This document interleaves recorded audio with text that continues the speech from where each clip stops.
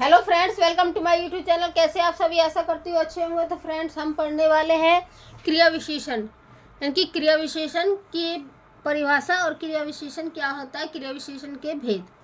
तो सबसे पहले देख लेते हैं कि क्रिया विशेषण होता क्या है। पहले तो कि जो शब्द क्रिया की विशेषता बताते हैं उसे क्रिया विशेषण कहते हैं,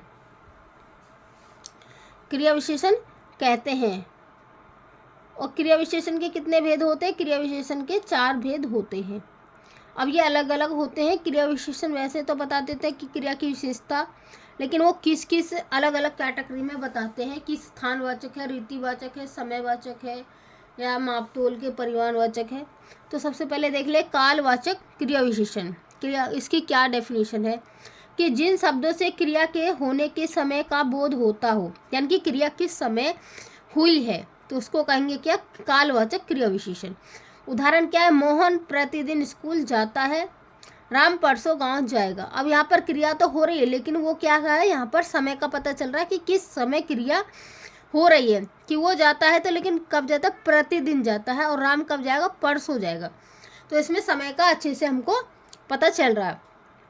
आगे देखते हैं रीतिवाचक क्रिया विशेषण।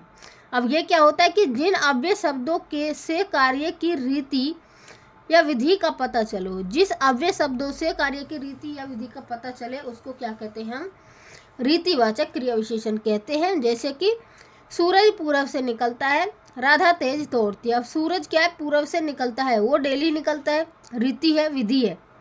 और राधा भी तेज दौड़ती है, ये उसका काम है डेली का।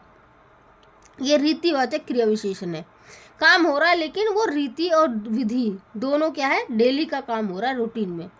कि रोज ही सूरज निकलता है, पूरब से निकलता है तो निकलता ही है। और राधा भी क्या? तेज दौड़ती है, तो उसको दौड़ती है, वो कम नहीं है। तो ये हो गया हमारा रीतिवाचक क्रिया विशेषण। आगे देखते हैं क्रिया विशेषण। ये पार्ट 2 है, वह शॉर्ट वीडियो में लिख दिया था, लेकिन ये इसकी लॉन्ग वीडियो है। आगे है स्थानवाचक क्रिया विशेषण। क्या होता है कि जो शब्द क्रिया के होने के स्थान का बोध कराएं, यानी कि जो शब्द क्रिया किस स्थान पर हुई है उसका बोध कराएं, उसका पता चले, तो ये होता है स्थानवाचक क्रिया विशेषण। उदाहरण जैसे कि मेरे स्कूल के सामने क्या है? गांव है और बस रोड पर चलती है। गांव कहाँ पर है? मेरे स्कूल के सामने है। स्टे मतलब कि है। और ये क्या है? रोड, बस, ये भी स्थान है और ये भी स्थान है। सामने भाई, सामने, पीछे, साइड में, दाएं बाएं हो सकता है, लेकिन है तो स्थान ही। गांव कहाँ पर है? मेरे उस स्कूल के बिल्कुल सामने है। अब बस कहाँ चलती है? रोड पर चलती है, तो ये भी स्थान है। तो ये हो गया हमारा स्थानवाचक क्रिया विशेषण। आगे देखते हैं परिमाणवाचक क्रिया विशेषण। क्या होता है कि जिन शब्दों से क्रिया के परिमाण या मात्रा का बोध होता हो, परिमाण या मात्रा का बोध होता हो, उसको कहते हैं परिमाणवाचक क्रिया विशेषण।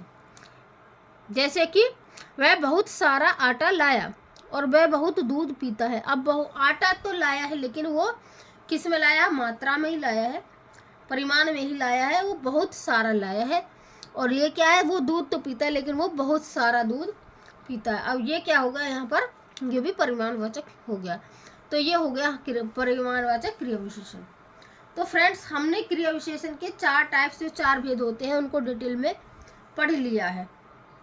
अब आपको इतना तो समझ में आ गया होगा कि आप बता सकते हो कि ये स्थानवाचक है, ये रीतिवाचक है, और ये परिमाणवाचक है, और ये कालवाचक है।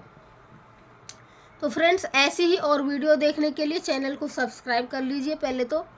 और ये वीडियो टेट लेवल के लिए, या 12वीं क्लास या 10वीं क्लास के लिए, जो एग्ज़ाम होते हैं हमारे 10th 12th के, या टेट लेवल के जो भी होते हैं, CTET, HTET, UPTET, REET, KVS, NVS, DSSB, बहुत सारे एग्ज़ाम जो है, जहाँ भी हिंदी ग्रामर पूछी जाती है, ये लगा लो, ये सब के लिए ही ज़्यादा ही लाभकारी है, बहुत ही महत्वपूर्ण क्लास है।